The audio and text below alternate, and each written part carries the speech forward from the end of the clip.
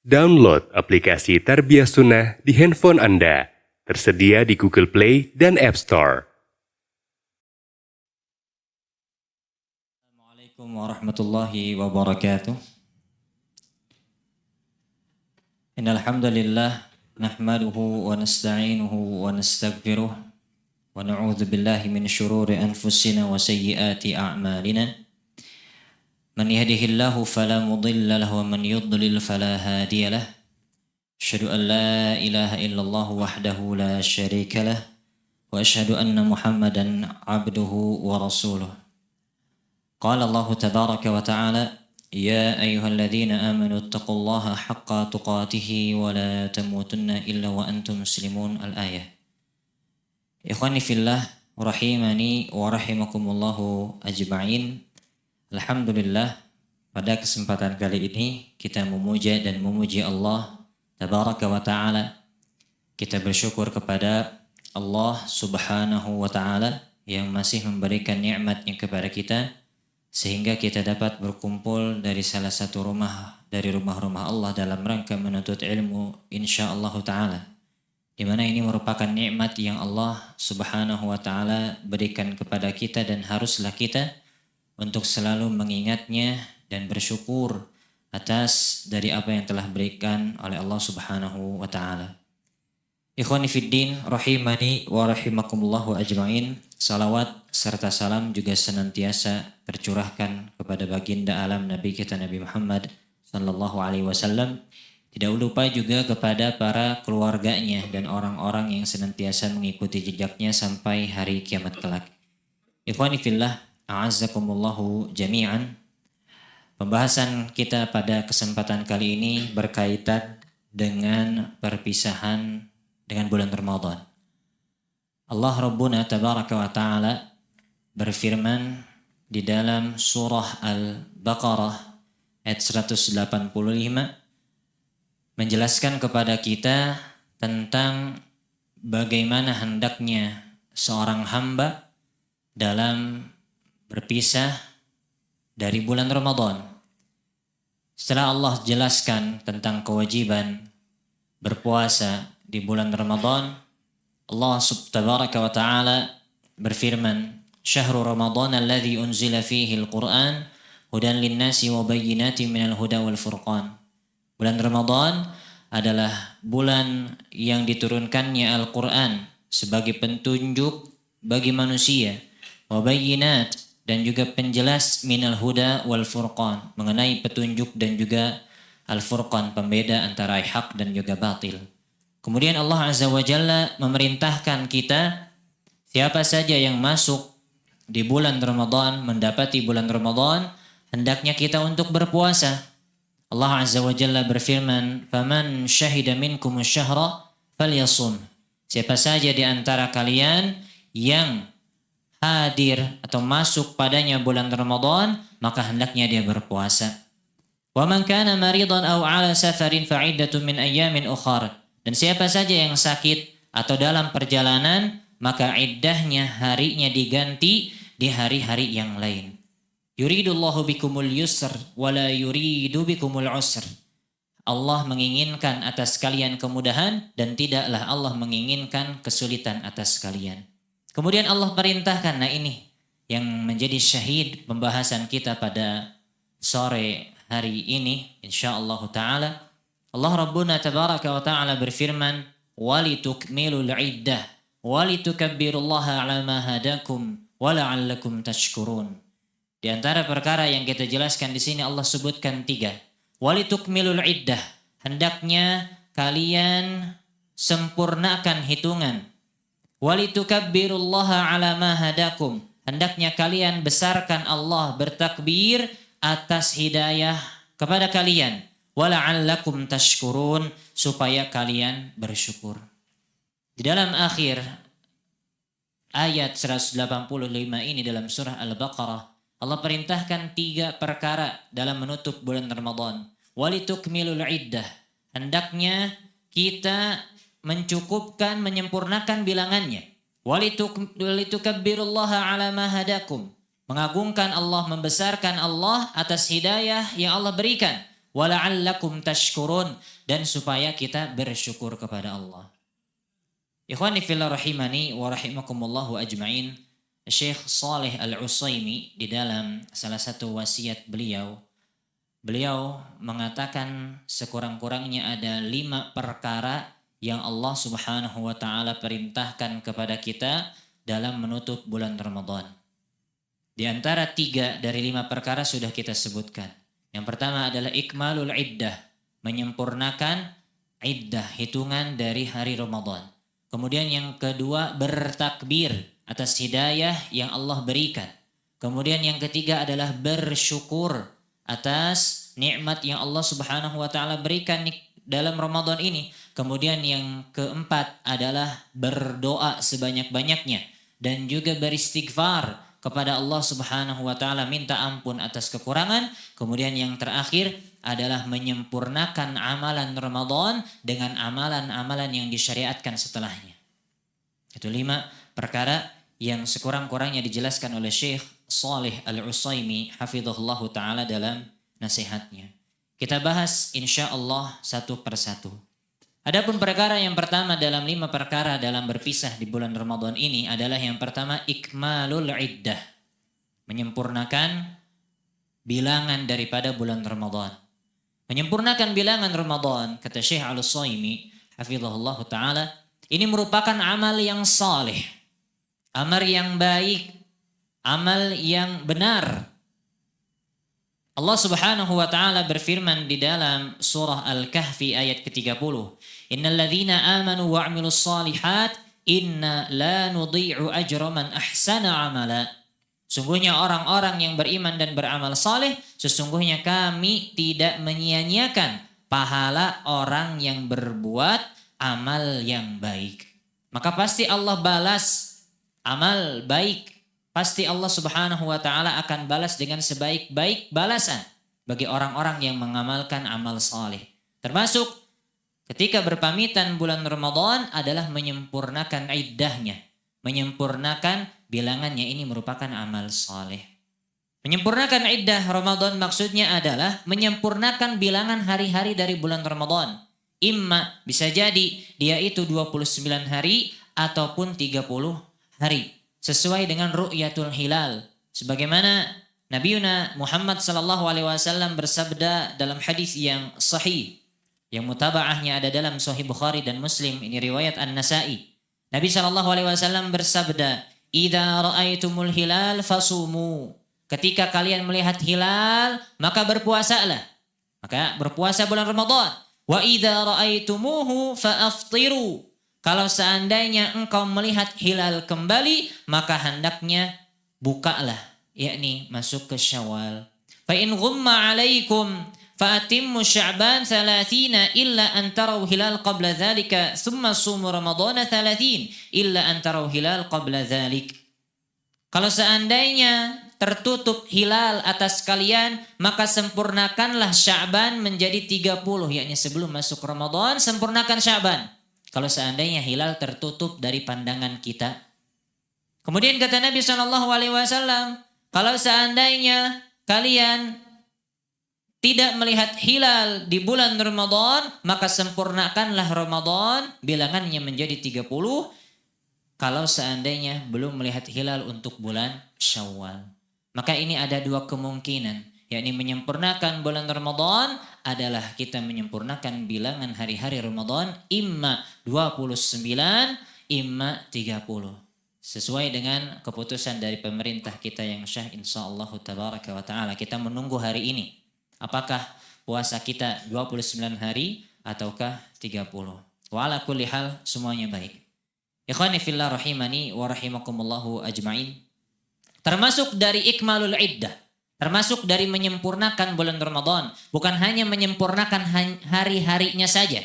Tapi Syekh Al-Utsaimin menjelaskan kepada kita bahwa termasuk dari menyempurnakan bilangan Ramadan adalah bersegera menunaikan kewajiban-kewajiban di bulan Ramadan yang tertinggal. Bersegera menunaikan kewajiban-kewajiban di bulan Ramadan yang tertinggal. Yakni ketika kita masuk di bulan Syawal, hendaknya kita sempurnakan bilangan puasa kita jikalau ada puasa yang terlewat karena uzur.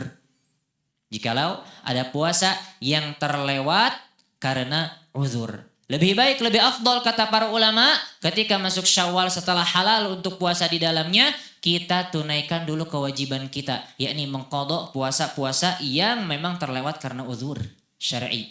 Seperti yang Allah tadi sebutkan dalam surah Al-Baqarah 185, imma karena sakit, imma karena safar, atau memang kalau yang tua tentu berbeda, bukan qadha tapi dengan fidyah, dan seterusnya dari ketentuan-ketentuan puasa yang sudah dijelaskan oleh para asatidzah hafizahumullahu ta'ala. Ikhwani fillah rahimani wa rahimakumullahu ajmain. Ini merupakan termasuk bagian dari menyempurnakan bilangan Ramadan. Karena Ramadan bukan hanya hitungan hari saja, tapi apa? Ada kewajiban di dalamnya, yakni untuk berpuasa. Maka hendaknya sempurnakan juga amalannya. Bukan hanya harinya yang kita sempurnakan, tapi amalan di dalamnya juga kita sempurnakan.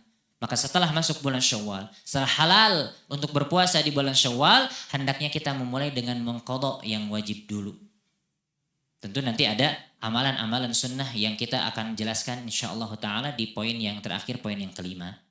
Ikhwani fillah rahimani wa rahimakumullahu ajmain. Nah, bisa menyempurnakan bulan Ramadan, kita masuk di bulan Ramadan, kemudian sempurna bilangan harinya. Kemudian walillahil hamd, kalau seandainya kita tidak ada uzur untuk tertinggal puasa di bulan Ramadan dan puasa kita tamam semuanya sempurna tanpa ada bolong satupun, maka ini merupakan nikmat yang Allah Subhanahu wa taala berikan. Lantas gimana kewajiban kita atas nikmat yang besar ini? Yang pertama, Allah Jalla wa Ala jelaskan kepada kita, hendaknya kalau diberikan nikmat oleh Allah, kita senang. Harusnya kita bergembira ketika diberikan nikmat oleh Allah Subhanahu wa taala berupa bisa mengikmal iddah, menyempurnakan bilangan Ramadan, ini nikmat, hendaknya kita bergembira. Sebagaimana Allah Tabaraka wa taala perintahkan kita dalam surah Yunus ayat 58 untuk bergembira atas nikmat Allah. Qul, kata Allah, bifadlillahi wa birahmatihi fabidzalika falyafrahu huwa khairum mimma yajma'un. Katakanlah wahai Muhammad, bifadlillah wa rahmatihi, dengan keutamaan dari Allah, dengan rahmat dari Allah, fabidzalika falyafrahu, hendaknya dengan demikian kalian bergembira. Falyafrahu huwa khairum mimma yajma'un. Yang demikian ini lebih baik daripada apa yang telah kalian kumpulkan dari perkara dunia. Ikhwani fillah rahimani wa rahimakumullahu ajmain. Dan inilah kebahagiaan yang hakiki, adalah ketika bisa menjalankan ketaatan kepada Allah Subhanahu wa taala. Ini adalah kegembiraan yang hakiki. Wabil khusus bagi orang-orang yang berpuasa. Lebih khusus bagi orang-orang yang berpuasa, mereka, kata Nabi SAW, memiliki kebahagiaannya tersendiri. Orang-orang yang berpuasa memiliki kebahagiaannya tersendiri. Nabi SAW bersabda dalam hadis riwayat Bukhari, lis-shaim farhatan. Orang yang berpuasa memiliki dua kebahagiaan, kata Nabi SAW. Yafrahuhuma idza aftara fariha wa idza laqiya rabbahu fariha bisaumihi. Yang dimana kebahagiaan itu membuat dia bahagia. Kebahagiaan yang pertama, ketika dia berbuka dia berbahagia. Ketika dia berbuka dia berbahagia. Kebahagiaan yang kedua, kata Nabi, ketika bertemu dengan Allah Subhanahu wa taala, dia bergembira dengan membawa pahala puasanya. Ini hakikat bagi orang-orang yang berpuasa. Setelah mereka ikmalul iddah, menyempurnakan bilangannya, kemudian dia menyempurnakan puasanya, maka hendaknya apa? Ini nikmat dari Allah, bergembira kita. Falyafrahu, kata Allah. Dan juga wabil khusus bagi orang-orang yang berpuasa memiliki dua kebahagiaan. Kebahagiaan yang pertama, kata Nabi SAW, adalah ketika berbuka. Ini kegembiraan yang berpuasa pada sepanjang Ramadan dengan bukanya. Tiap ngedengar azan teh, tiba-tiba ya ketika bulan Ramadan mah tiba-tiba kangen sama azan. Wabil khusus azan maghrib, ya. Di asar geus ditunggu-tunggu, ya, kangen dengan azan, Masya Allah. Kangen dengan azannya. Tapi kebanyakan kaum muslimin gak kangen dengan sholatnya, sayang. Ya, banyak yang berpuasa tapi meninggalkan sholat. Nasallallahu salamata wal afiyah. Senang kita dengan azan. Ya, bergembira ketika ngong adzan subhanallah. Yang tadinya kita gak makan, gak minum dari ba'da subuh, masuk adzan maghrib, aduh dapat korma satu aja udah bergembira. Air putih saja sudah bergembira, Masya Allah. Karena hilang dahaga yang selama ini ditahan. Itu kegembiraan yang sangat luar biasa. Kemudian juga bergembira kata para ulama adalah ketika beres bulan Ramadannya. Masuk di bulan Syawal. Dia kembali badannya untuk dipenuhi dengan gizi-gizi. Setelah dibersihkan badan-badannya dari racun-racun yang ada, maka ketika masuk bulan Syawal, ayyamul akal wa syurb. Ketika Id itu adalah hari makan dan juga minum. Makanya ketika masuk satu Syawal biasanya apa? Menyediakan makanan dan minuman yang begitu banyak, yang enggak ada dia ada-adain. Biasa seperti itu kan ya, ibu-ibu masak. Dari ini tidak sekarang teh lagi was-was, ibu-ibu biasanya lagi was-was teh. Mau masak opor, sieun, basi nanti besok teh jadi lebaran diundur gitunya. Mau masak rendang ya takut basi juga, jadi bingung. Nah, sekarang teh ibu-ibu lagi galau. Mau masak kupat, solusinya apa? Beli. Solusinya mah beli. Kan itu Kang dagang nurugi malah untuk jadi lebaran gitu. Beli solusinya. Beli kue-kue segala macam.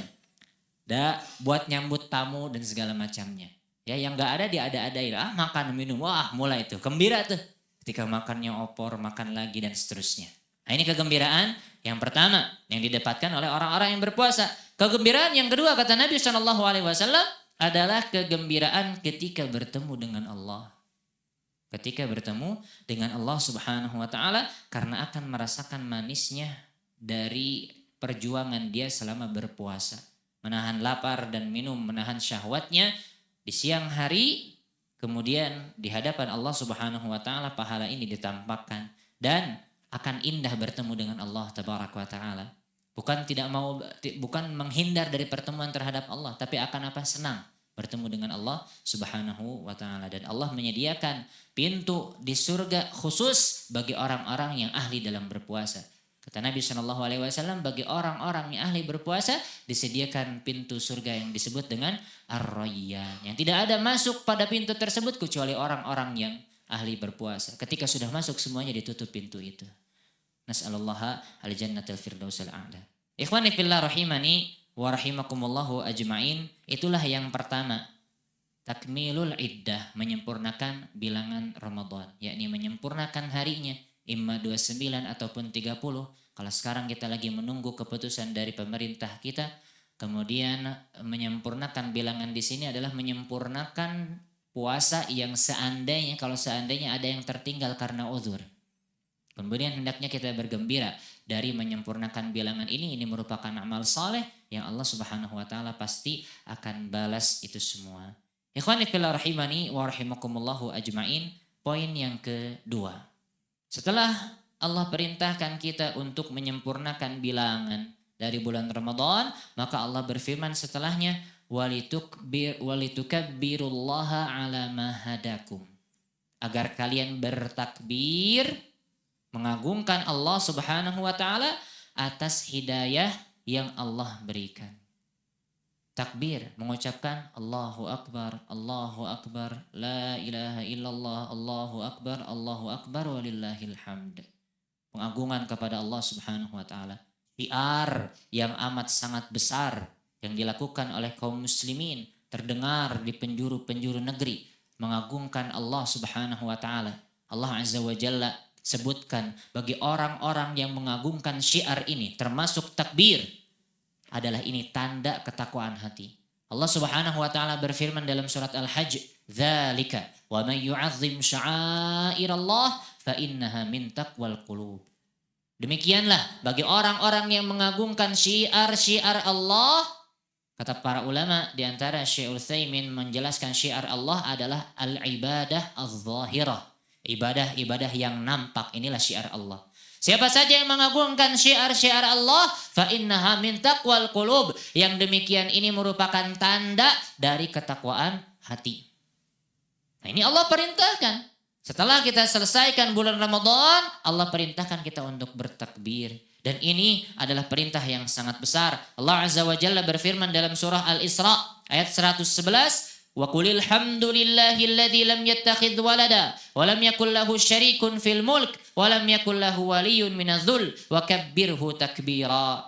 Katakanlah wahai Muhammad, alhamdulillah, segala puji bagi Allah. Ini disuruh zikir, alhamdulillah. Alladzi lam yattakhidz walada, yang dialah Allah zat yang tidak menjadikan anak. Walam yakul lahu syarikun fil mulki, tidak memiliki sekutu sama sekali dalam kerajaannya. Walam yakul lahu waliyyun minadh-dhul, dan dia bukan pula hina yang memerlukan pertolongan dari yang lainnya. Wa kabbirhu takbira, dan hendaknya agungkan, besarkan, bertakbir kepada Allah Subhanahu wa taala dengan takbir yang amat sangat besar. Ini perintah. Takbir ini ikhwan fillah rahimani wa rahimakumullahu ajma'in, kata para ulama, di antaranya diriwayatkan oleh Ibnu Abi Dunya, Abban mengatakan, lam yu'tit takbir ahadun illa hadhil ummah. Tidak ada umat satupun yang diberikan syariat takbir ini kecuali umatnya Nabi Muhammad sallallahu alaihi wasallam, umat ini. Ini kekhususan bagi siapa? Bagi umat Islam, umat Nabi Muhammad sallallahu alaihi wasallam. Maka hendaknya kita setelah menyempurnakan bilangan Ramadan kita, hari-hari Ramadan kita telah sempurna, hendaknya kita banyak berzikir kepada Allah. Wabil khusus dengan memperbanyak takbir. Demikian juga dengan takbir-takbir yang lain.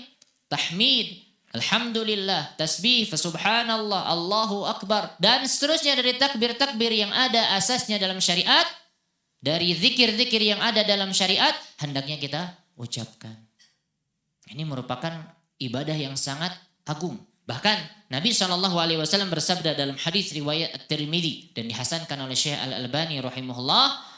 Kata Nabi SAW, afdaludz zikri la ilaha illallah wa afdalud du'a alhamdulillah.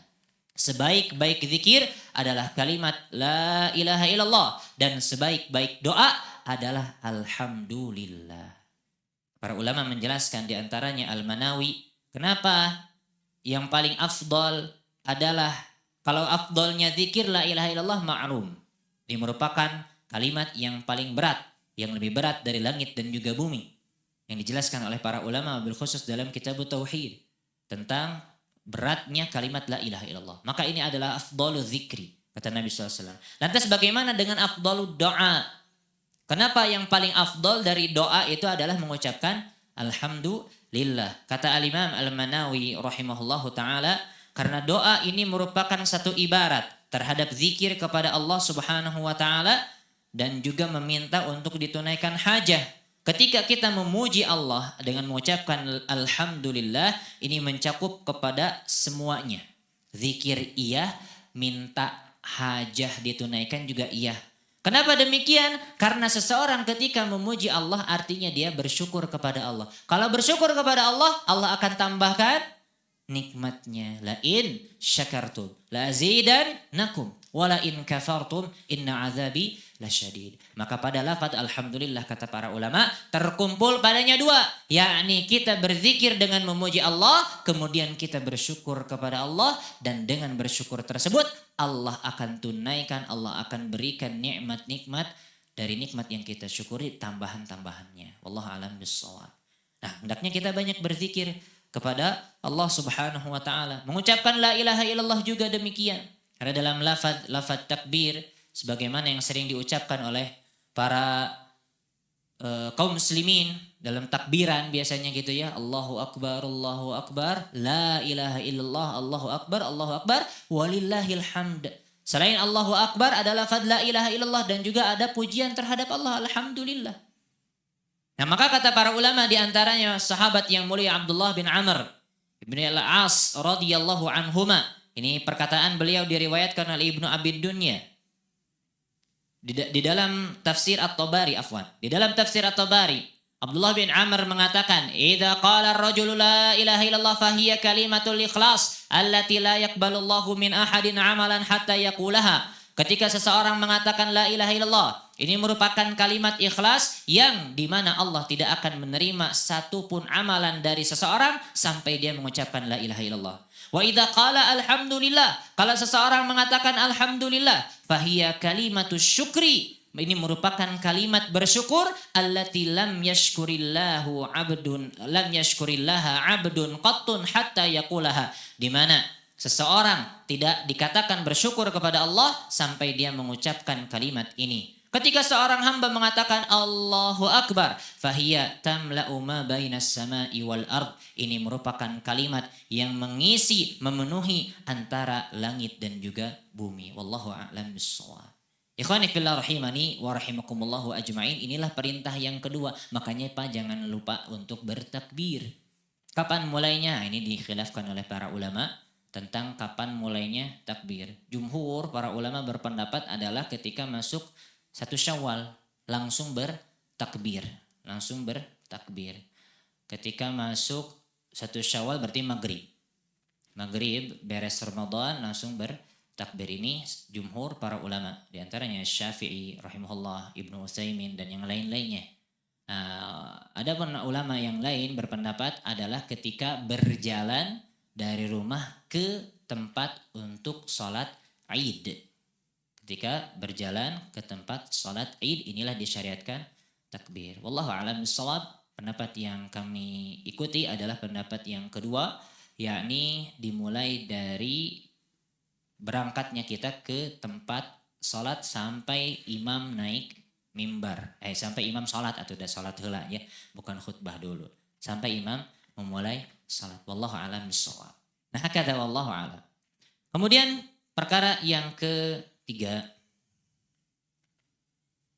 Perkara yang ketiga adalah bersyukur. Sebagaimana yang Allah firmankan di akhir. Wala'allakum tashkurun. Agar kalian bersyukur. Nah bersyukur ini merupakan perintah Allah Azza wa Jalla yang amat sangat besar. Allah berfirman dalam surat An-Nisa ayat 114. Washkuru ni'matallahi in kuntum iyyahu ta'budun. Dan bersyukurlah kalian terhadap nikmat-nikmat Allah kalau kalian seandainya betul-betul beribadah hanya kepada Allah. Jadi syukur ini dikaitkan dengan apa Pak?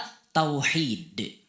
Syukur ini dikaitkan dengan apa? Dengan tauhid. Washkuru ni'matallah. Bersyukur atas nikmat Allah. Kalau apa? Kalau seandainya kalian benar-benar menyembah hanya kepada Allah. Dikaitkan dengan tauhid. Maka sangat penting. Lihatlah nikmat yang besar ini yang Allah Subhanahu wa taala berikan kepada kita di bulan Ramadan. Allah syariatkan kita untuk berpuasa. Ini nikmat luar biasa.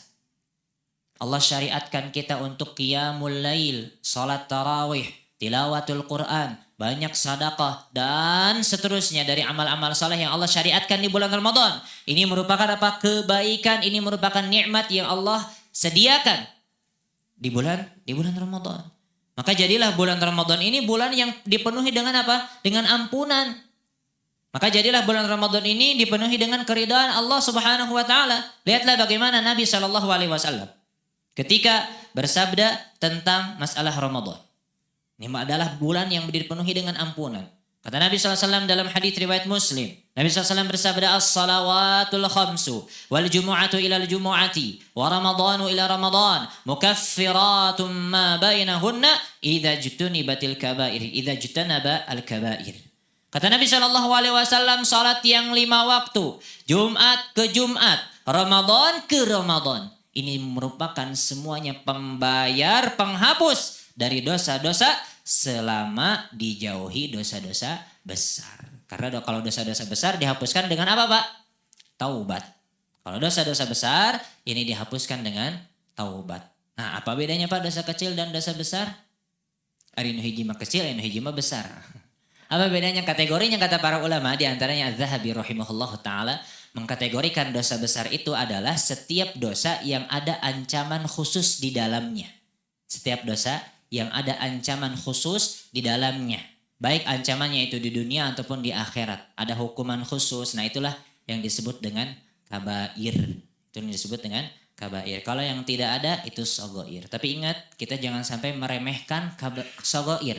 Jangan sampai kita meremehkan dosa-dosa kecil. Karena dengan meremehkan dosa-dosa kecil ini merupakan dosa besar.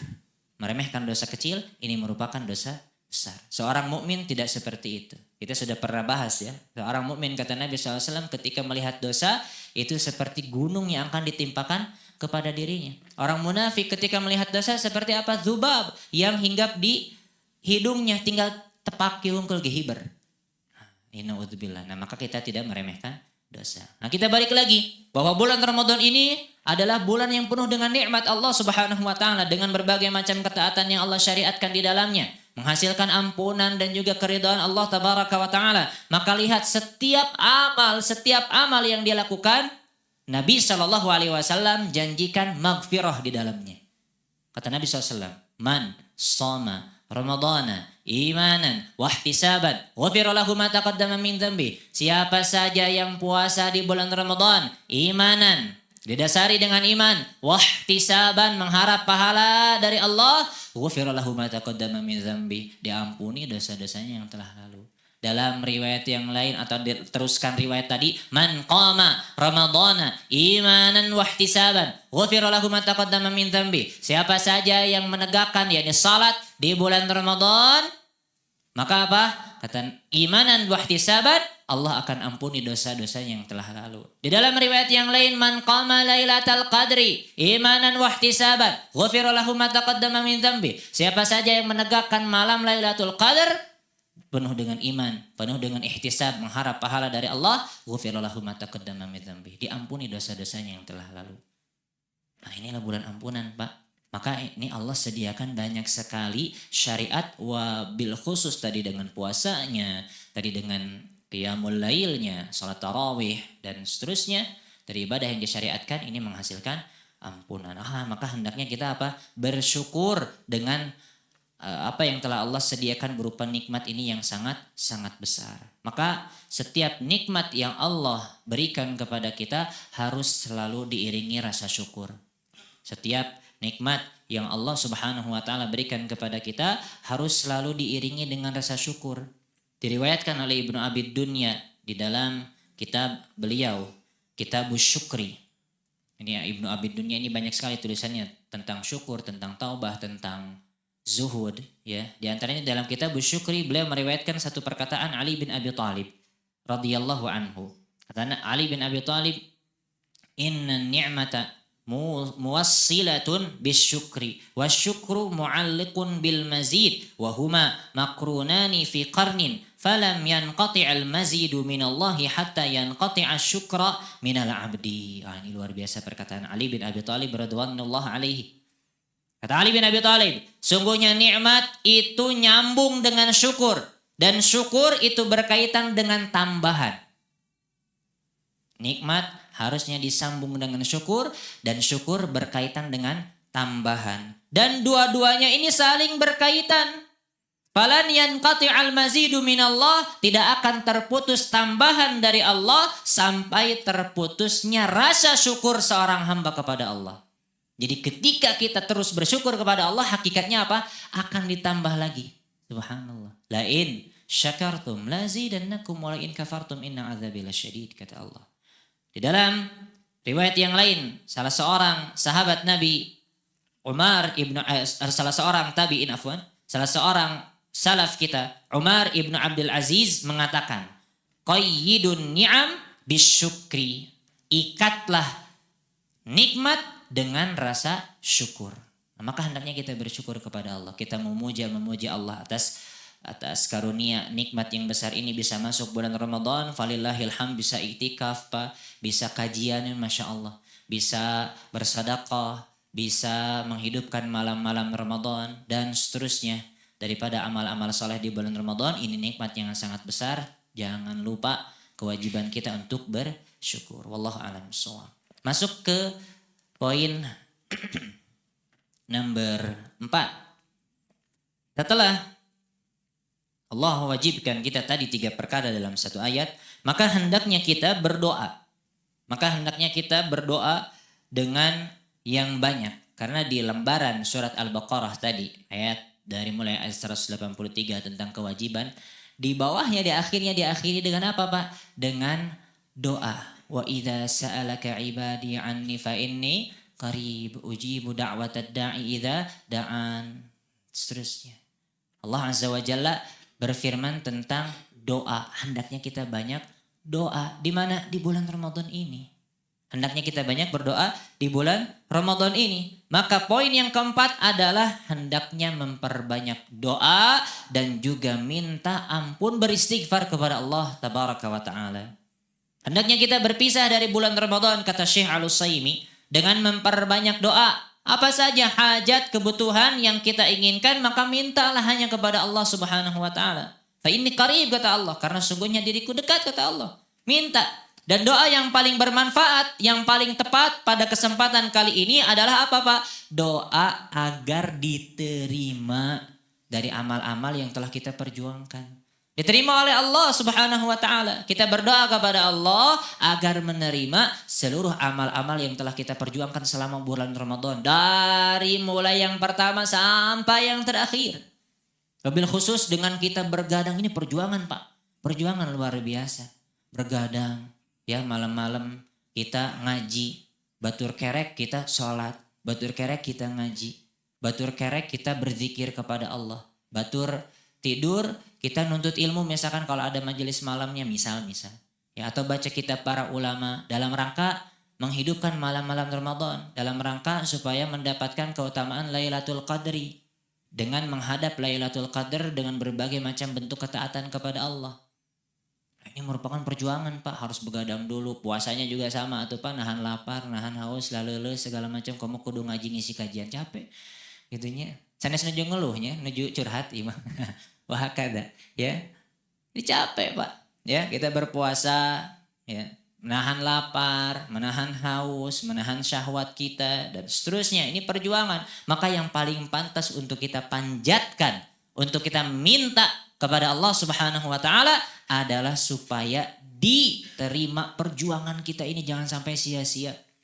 Jangan sampai ada istilah hese capek teka pake. Jangan sampai ada kita mendengar amal-amal kita dihapuskan naudzubillah oleh Allah Subhanahu wa Ta'ala. Maka yang paling pantas untuk kita minta pada kesempatan kali ini di akhir-akhir Ramadan adalah Allah menerima amal-amal kita.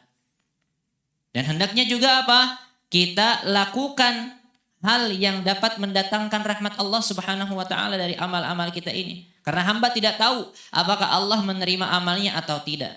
Dan termasuk hal yang disyariatkan adalah setelah kita tadi minta diterima amal-amal kita oleh Allah Subhanahu wa Ta'ala dengan berbagai macam doa, Pak. Mutlak minta sama Allah, ya Allah terimalah amal-amal hamba. Atau dengan doa Nabi SAW, Allahumma inni as'aluka ilman nafi'an wa rizqan tayyiban wa amalan mutaqabbala. Nah, kita doa demikian.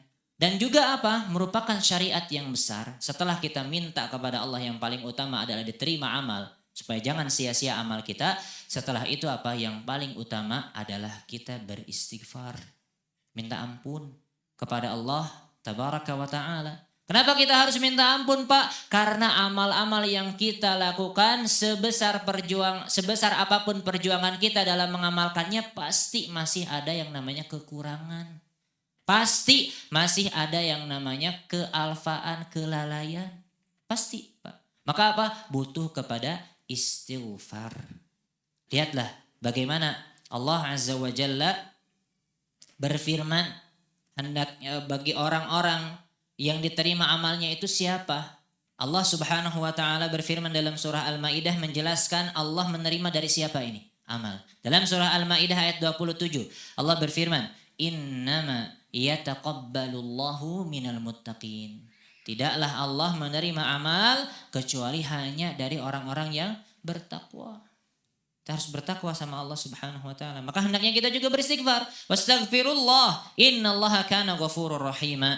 Beristighfarlah kepada Allah karena sungguhnya Allah Maha Pengampun, Maha Kasih Sayang. Dan para salaf terdahulu, mereka adalah orang yang bersungguh-sungguh untuk beramal dan menyempurnakan amal. Mereka bersungguh-sungguh dalam amalnya, menyempurnakan amalnya sangat sungguh-sungguh. Setelah mereka beramal, mereka berharap kepada Allah Subhanahu wa Ta'ala agar menerima amalnya. Dan juga apa? Mereka takut akan amalnya kalau seandainya ditolak oleh Allah. Nas'alullah salamata wal afiyah. Diriwayatkan oleh Ibnu Abi Dunya dalam Kitabul Ikhlas dari Fadalah bin Ubaid rahimahullahu taala. Beliau mengatakan, la an akuna a'lam anna Allah qad taqabbala minni mithqala habatin min khardalin ahabbu ilayya minad dunya wa ma fiha. Kalau seandainya aku tahu Kalau Allah menerima satu amal sebesar biji dzarrah dariku, ini lebih aku cintai daripada dunia dan juga seisinya. Karena Allah Azza wa Jalla berfirman, "Innama yataqabbalullahu minal muttaqin." Tidaklah Allah menerima amal kecuali dari orang-orang yang bertakwa. Kalau seandainya kita tahu ada satu amal, maka kata sebagian salaf mengatakan, "Lau anni a'lamu anna Allah taqabbala minni sajdatan wahidatan latamannaitul maut." Kalau seandainya aku tahu Allah terima satu sujud saja dari diriku, aku akan berandai-andai supaya diwafatkan oleh Allah Subhanahu wa taala. Kenapa? Innama yataqabbalullahu minal muttaqin. Allah hanya menerima dari siapa, Pak? Dari orang yang bertakwa saja. Berarti ketika Allah menerima amal kita, status kita apa, Pak? Orang bertakwa. Tazkiyah dari Allah Subhanahu wa taala. Berkata Abdul Aziz bin Abi Ruwad, "Adraktuhum yajtahiduna fil amali salih, fa idza fa'aluhu waqa'a 'alaihimul ham ay yaqbala minhu amla." Kata Abdul Aziz bin Abi Ruwad menceritakan keadaan salaf. Aku temukan mereka kaum salaf adalah mereka berijtihad sungguh-sungguh dalam amal saleh. Ketika mereka telah melakukan amal saleh, maka ada harapan, ada satu momen di mana mereka takut, khawatir kalau seandainya amal-amal mereka ini tertolak. Jadi nggak pede, Pak, nggak pede. Tong mentang-mentang kita udah khatam berkali-kali, tenang, surgaun lah pokoknya mah. Nggak seperti itu, tidak. Tidak. Akan tetapi salaf ketika mengamalkan amal saleh, mereka iktiraf, mereka ngaku bahwa amal yang mereka lakukan ini banyak kekurangan. Takut Allah Subhanahu wa taala tidak menerima amal-amal mereka. Ikhwani fillah rahimani wa rahimakumullahu ajma'in.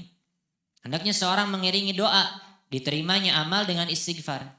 Maka di sini poin penting yang disebutkan oleh penulis disebutkan oleh Syekh Al-Utsaimin adalah hendaknya kita mengiringi doa diterimanya amal dengan apa? Dengan istighfar dari kelalaian. Minta ampun dari kelalaian yang telah kita lakukan. Karena lihat begitu banyaknya amal-amal saleh yang Allah Subhanahu wa taala syariatkan di akhir amal-amal tersebut Allah syariatkan lagi untuk apa? Istighfar.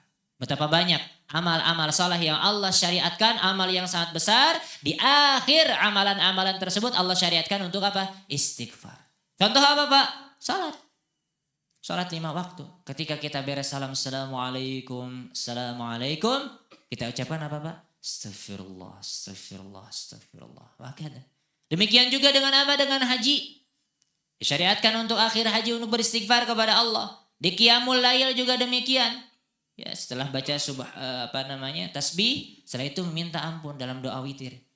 Minta ampun kepada Allah. Kemudian dalam bermajelis dengan manusia yang disebut dengan doa kafaratul majelis. Di sana ada doa untuk meminta ampun kepada Allah Subhanahu wa taala dari ibadah-ibadah yang telah kita lakukan. Ini betapa banyak kekurangan seseorang hamba dalam beribadah kepada Allah. Baik itu dengan kurangnya khusyuk atau kurang sempurnanya ibadah, banyak kelalainya di dalam beribadah kepada Allah Subhanahu wa taala. Bahkan Al-Imam Ibnu Rajab Al-Hambali rahimahullahu taala dalam Lataiful Ma'arif, beliau meriwayatkan bahwa Umar Ibnu Abdul Aziz ini merupakan khalifah yang mulia.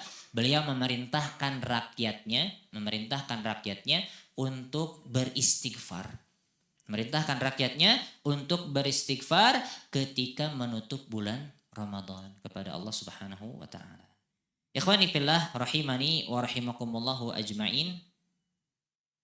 Nah, inilah doa minta ampunan kepada Allah tabaraka wa taala. Kemudian yang terakhir dari poin penting dalam berpisah di bulan Ramadan adalah kata Syekh Al-Utsaimin, al-isti'dadu lima baqiya min tatimmatih, yakni bersiap untuk melakukan amal-amal saleh sebagai penyempurna dari ibadah bulan Ramadan.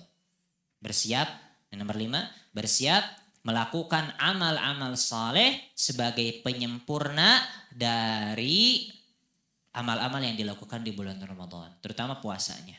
Apa saja? Sekurang-kurangnya kata beliau ada 3.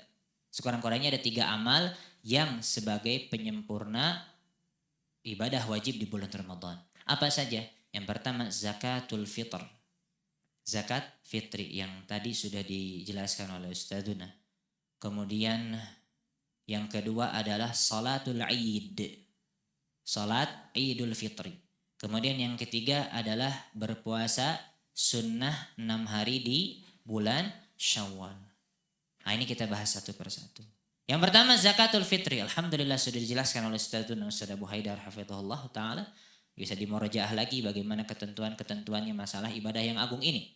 Nabi SAW bersabda tentang zakatul fitri. Dalam hadis yang sahih, riwayat Abu Daud, dihasankan oleh Syekh Albani, dan diriwayatkan oleh Ibnu Majah juga. Nabi SAW bersabda dari Ibnu Abbas radhiyallahu anhu. Kata Ibnu Abbas, farada Rasulullah sallallahu alaihi wasallam zakatal fitri. Nabi sallallahu alaihi wasallam mewajibkan untuk mengeluarkan zakat fitri tuhratan lis-shaim minal lagwi warrafath. Sebagai apa zakat fitri? Sebagai pensuci, pembersih bagi orang-orang yang berpuasa dari perkataan yang sia-sia dan juga perkataan buruk-buruknya. Perbuatan buruk-buruknya. Sebagai pembersih kata Nabi bagi orang yang berpuasa. Kemudian sebagai apa? Tu'matan lil masakin. Sebagai, ini ilah dari zakatul fitri yang disebutkan oleh Nabi SAW adalah apa? Sebagai makanan bagi orang-orang miskin. Sebagai makanan bagi orang-orang miskin. Man addaha qabla shalah fahiya zakatun maqbulatun. Siapa saja yang menunaikan zakat fitri ini sebelum salat Id, maka itu adalah zakat yang diterima. Wa man addaha ba'da shalah fahiya sadaqatun minas sadaqah. Siapa saja yang menunaikan zakatul fitri ini setelah salat Id, maka ini dianggap hanya sebagai sedekah dari sedekah-sedekah. Maka ini ada ketentuannya yang Nabi SAW sebutkan dan sudah dijelaskan oleh Ustadzuna hafizahullah ta'ala. Itu yang pertama, zakatul fitri. Bahkan kata para ulama salaf mengatakan zakat fitri ini manzilahnya, kedudukannya ibarat seperti sujud sahwi dalam sholat, Pak. Sujud sahwi dalam sholat adalah sujud dalam rangka menyempurnakan kekurangan dalam sholat. Imam meninggalkan yang wajib. Meninggalkan yang wajib, maka sujud diganti dengan sujud sahwi. Kata para ulama salaf, zakatul fitri bagi orang-orang yang berpuasa kedudukannya seperti sujud sahwi dalam sholat. Karena Nabi SAW sebutkan tadi, tuhratan lis-shaim, sebagai pensuci, pembersih bagi orang-orang yang berpuasa. Wallahu a'lam bishawab. Nah kemudian yang kedua adalah salatul Id, Idul Fitri. Ini merupakan syiar Islam yang sangat besar dari Ummu Atiyah radhiyallahu taala anha. Beliau mengatakan amarana Rasulullah sallallahu alaihi wasallam an nukhrija fil aidain al-awatiq wa dhawatil khudur wa amara al-huyad ay ya'tazilna musallal muslimin. Ini sampai orang-orang yang Nabi sallallahu alaihi wasallam memerintahkan kepada kita, kata Ummu Atiyah, untuk keluar di dua Id, yakni Idul Fitri dan Idul Adha, orang-orang yang wanita-wanita yang dijaga, ya. Dan juga wanita-wanita yang haid untuk diperintahkan di belakang kaum muslimin, barisan kaum muslimin. Dalam riwayat yang lain, kunna nu'mar an nukhrij yaumal id hatta nukhrijal bikr min khidriha hatta takhrujal huyyad fayukabbirna bitakbirihim wa yad'una bidu'aihim yarjuna barakata dzalikal yaum wa tuhratahu. Kata Ummu Atiyah dalam lafaz yang lain, kami diperintahkan untuk keluar pada hari Id sampai kita mengeluarkan anak-anak gadis kita dari kamarnya dan sampai mengeluarkan wanita-wanita yang sedang haid. Mereka bertakbir dengan takbir kaum muslimin, mereka berdoa dengan doa kaum muslimin, mengharap barakah dari hari tersebut dan juga kesuciannya. Nah, ini perintah Nabi SAW untuk kita melaksanakan Idul Fitri. Jadi kesempatan setelah Ramadan. Allahu a'lam. Kemudian yang terakhir dari amal yang disyariatkan sebagai penyempurna dari Ramadan adalah puasa 6 hari di Syawal. Kata Nabi SAW dalam hadits riwayat Muslim, Nabi SAW bersabda, "Man shama Ramadana, thumma atba'ahu sittan min Syawal, kana kasiyamid dahri." Siapa saja yang puasa di bulan Ramadan, kemudian mengikuti 6 hari di bulan Syawal, maka pahalanya seperti pahala setahun penuh. Wallahu a'lam bishawab. Ikhwani fillah rahimani wa rahimakumullah wa ajmain. Kemudian Syekh Shalih Al-Utsaimin mengakhiri nasihatnya kepada kita semua setelah menyebutkan tadi 5 perkara yang diperhatikan, yang dilakukan oleh seorang muslim ketika berpisah di bulan Ramadan. Kemudian beliau mewasiatkan di terakhir ada 2 perkara. Yang pertama, taubat kepada Allah Subhanahu wa taala dari dosa-dosa. Nah, akhir Ramadan ini dengan taubat kepada Allah, dengan sebaik-baik taubat, karena Allah Maha menerima taubat. Dengan berakhirnya Ramadan ini bukan berarti berakhir pula perjuangan amal saleh, karena berlomba-lomba dengan amal saleh tidak akan pernah terhenti sampai kematian menghentikannya. Ini wasiat yang kedua. Wasiat yang pertama adalah bertaubat, minta ampun dari segala dosa dan meninggalkan segala dosa yang kita lakukan kepada Allah Subhanahu wa taala. Dan Allah Maha menerima taubatnya. Wasiat yang kedua adalah jangan sampai terhenti amal saleh. Jangan sampai terhenti kebiasaan amal saleh. Karena hanya satu yang menghentikan amal saleh, Pak. Bukan berakhirnya Ramadan, tapi hanya satu, kata Allah Subhanahu wa taala, wa'bud rabbaka hatta ya'tiyakal yaqin, dalam surat Al-Hijr ayat terakhir. Allah berfirman, wa'bud rabbak, beribadahlah kalian kepada Allah Subhanahu wa taala hatta ya'tiyakal yaqin, sampai datang al-yaqin, yakni al-maut. Hanya satu yang bisa memisahkan kita dengan perjuangan amal saleh. Apa, Pak? Maut, mati, kematian. Itu yang bisa memisahkan kita dengan amal soleh. Bukan berakhirnya Ramadan berarti berleha-leha lagi, tidak. Tetap lanjutkan perjuangan untuk beramal soleh. Liyabluwakum ayyukum ahsanu amala. Itu ujian kita. Untuk diuji siapa yang paling baik amal salehnya oleh Allah Subhanahu wa taala. Maka ketika berakhirnya bulan Ramadan bukan berarti berakhir pula perjuangan untuk beramal saleh. Karena hanya kematian yang memisahkan seorang muslim dengan amal salehnya. Nabi Shallallahu Alaihi Wasallam juga bersabda dalam hadis yang sahih, "Idza matal insan inqata'a amaluh." Kalau seandainya seorang ini mati, maka terputuslah amal-amalnya. Ini hanya satu yang memutus amal adalah kematian. Jadi beres bulan Ramadan. Selesainya bulan Ramadan bukan berarti selesai juga perjuangan amal saleh kita. Bukan berarti selesai juga puasa kita. Bukan berarti selesai juga salat malam kita. Bukan berarti selesai juga baca Al-Quran kita. Bukan berarti selesai juga sedekah kita. Tapi harusnya menjadi lanjut. Dan ini merupakan ciri diterimanya amal seorang hamba. Yakni bisa berkesinambungan lanjut untuk beramal soleh di kemudiannya. Karena Allah berfirman, hal jazaul ihsani illal ihsan. Tidak ada kebaikan, tidak ada balasan kebaikan melainkan kebaikan setelahnya. Ikhwani fillah rahimani wa rahimakumullah wa ajmain.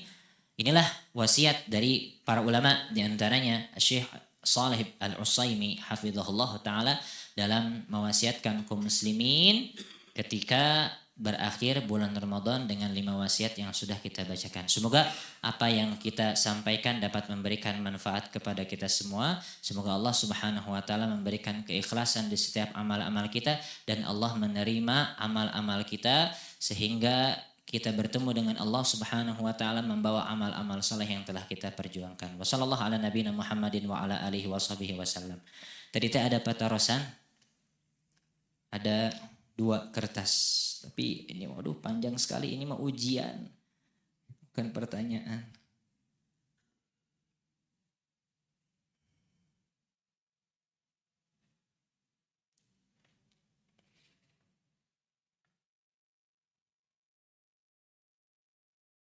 Panjangnya hiji we, pendek. Kalau yang panjang ini pertanyaannya tentang zakat, ya. Harusnya tadi mungkinnya ditanyakannya kepada Ustazuna. Nanti boleh ditanyakan kembali. Ini satu saja yang pendek, yang insya Allah bisa saya jawab. Bismillah. Qala sa'il, penanya berkata, Ustaz tolong tanamkan kami. Minta ditanam. Kayak maut atau muridnya, pelak. Tolong tanamkan kami tentang pemakaian parfum untuk akhwat. Bolehkah memakai parfum dengan alasan tidak bau apak? Syukran jazakallah khairan. Afwan. Udah? Itu berarti udah. Oh ini dia berarti tadi udah. Alhamdulillah gak ada pertanyaan berarti kalau kayak gitu man. Alhamdulillah. Walillahilhamd. Ada pertanyaan. Ya? Di luar tema kalau bisa jawab alhamdulillah, kalau gak bisa Allah alam. Atau biasa dijawab mah jawabnya Lira.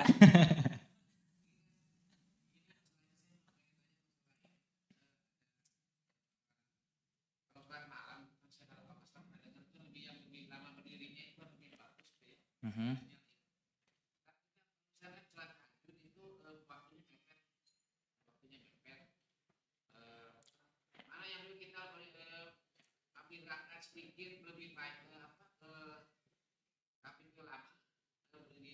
Mhm.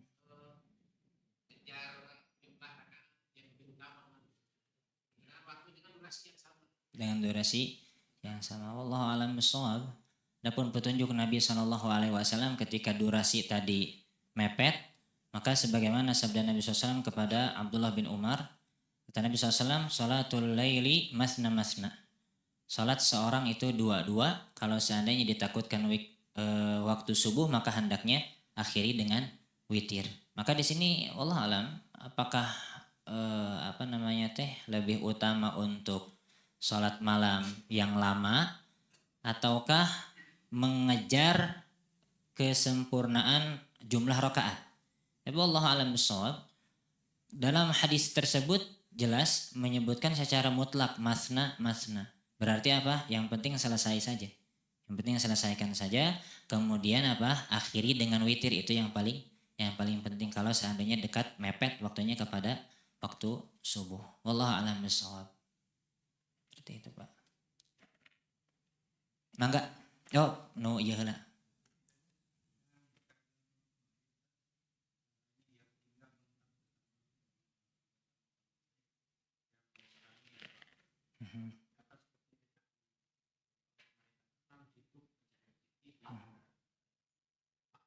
Nah.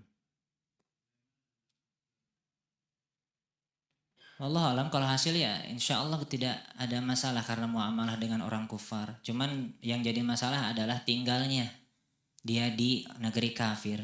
Dan kafirnya kafir harbi lagi. Dagang cilok di Israel misalnya. Ya ini jelas sekali ya. Misalkan ini gak bener ya. Harusnya apa, kita memusuhi mereka. Naudzubillah ya. Bukannya diboykot malah kita jualan cilok ke sana misalkan. Ini jelas gak bener. Kita tinggal di sana. Tapi adapun hukum muamalah bersama orang-orang kufar ini pada asalnya halal. Bagaimana Nabi SAW diriwayatkan bahwa pakaian perang beliau itu marhun, digadaikan di akhir hayat Nabi SAW kepada orang Yahud, menunjukkan bolehnya kita bermuamalah dengan orang-orang kufar dan tidak termasuk dari al-wala terhadap orang-orang kufar yang terlarang. Adapun yang jadi muskilahnya adalah tinggal di negeri kafirnya ini yang jadi muskilahnya. Hendaknya apa? Pulang. Kalau alasannya apa? Nyari rezeki atuh. Punten. Hayam oge di dekat bumi abdi aya rezekina. Tekudu dia jadi ke Taiwan. Ayam itu punten. Ayam. Ya. Wa min dabatin fil ardi illa 'ala Allahi rizquha. Tidak ada satupun hewan yang melatah di muka bumi kata Allah melainkan Allah tanggung rezekinya. Dan semua insya Allah akan dikasih rezeki sesuai dengan kadarnya dimanapun dia tinggal. Rezeki itu ngikutin kata Nabi SAW sampai seseorang tuh gak bisa sembunyi dari rezeki. Sebagaimana seorang tidak bisa bersembunyi dari maut.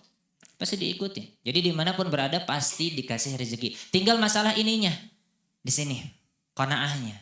Cukup gak? Merasa cukup gak? Ketika seseorang diberikan rasa qanaah maka akan menjadi orang yang paling kaya. Tapi ketika seseorang tidak diberikan rasa qanaah, mau nyari duit ke ujung sampai pindah planet pun juga ya gak akan apa? Gak akan merasa cukup. Maka kata Nabi SAW, kata Nabi SAW, orang yang paling kaya itu laisal ghina an kasratil arad, innamal ghina ghinan nafs. Orang yang kaya itu bukan kaya banyaknya bendahara, tapi kata Nabi SAW, kaya yang sungguhnya adalah kaya hati, kata Nabi SAW.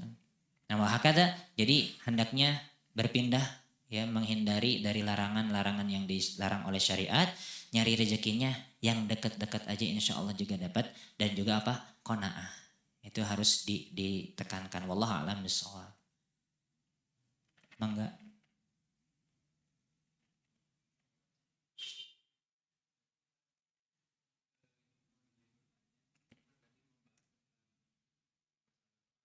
Hmm.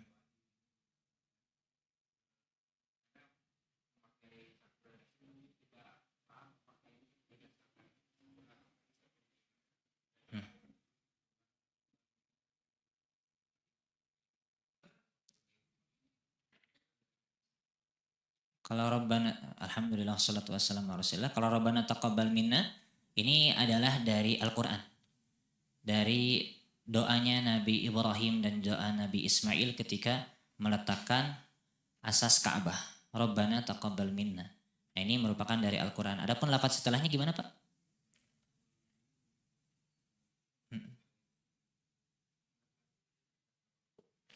Watub alaina innaka anta tawwabur rahim. Ini juga ada referensinya dalam Al-Quran, tapi tentunya beda lafadznya.